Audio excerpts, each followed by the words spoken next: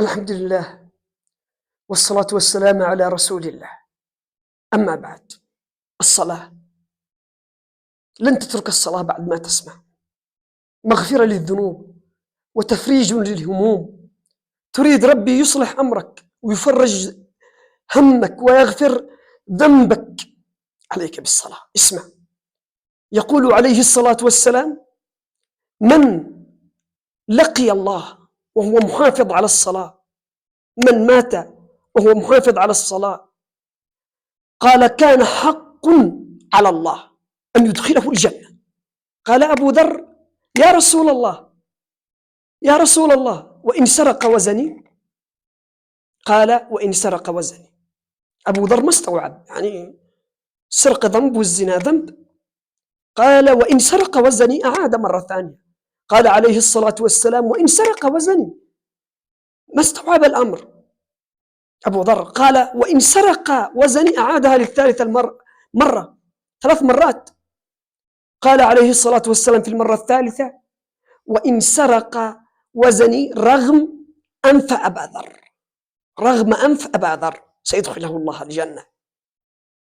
وهذا ليس الإنسان أنه يقول سأذهب أزني وأسرق ثم سأذهب إلى الصلاة، لا، إذا وقع في الذنب.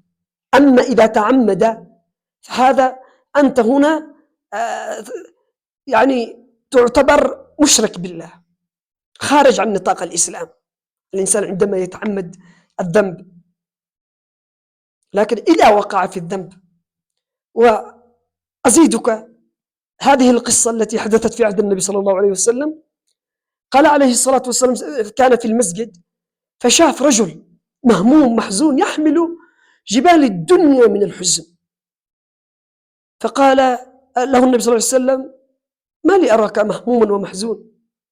قال له الرجل: يا رسول الله، وأنا آتي إليك، يعني في الطريق جاي إلى مسجدك لأصلي في جماعة صلاة العصر، وأنا جاي في الطريق شفت امرأة فتكلمت معها، قبلتها، قبلتني،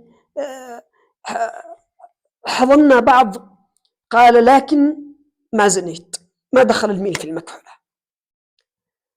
هذا الذي جعلني مهموم أحمل هموم الدنيا.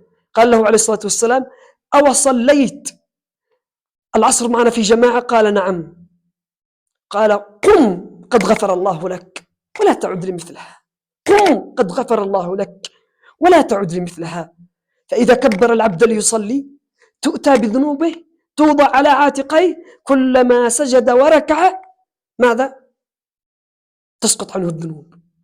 وأزيدك، عليه الصلاة والسلام قال: من صلى العشاء، وهذا اللي يصلون في جماعة في المساجد يحافظون على الصلاة، من صلى العشاء في جماعة هو في ذمة الله. تدري وش في ذمة الله؟ يعني عندك حصانة. حصانة وين؟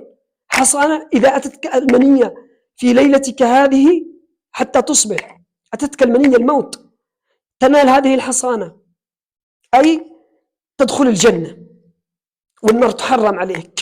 النار مخلوق من مخلوقات الله، جعلها الله بردا وسلاما على إبراهيم، فكيف وأنت عندك حصانة؟ والله لن تمسك النار. ومن صلى في جماعة في الصباح ماذا؟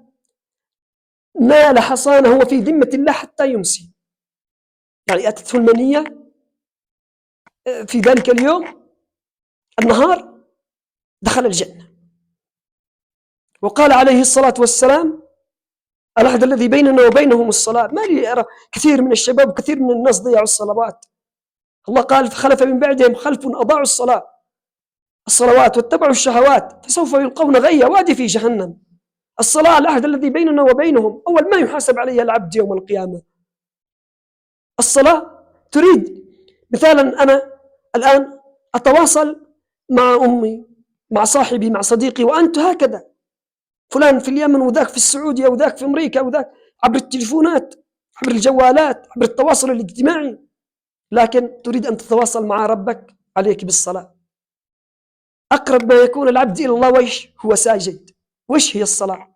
صلة بين العبد وربه، عمود الإسلام. اللهم اجعلنا ممن يحافظون عليها، ولا تجعلنا ممن يضيعوها، ولا تجعلنا ممن يتكاسلون في أدائها.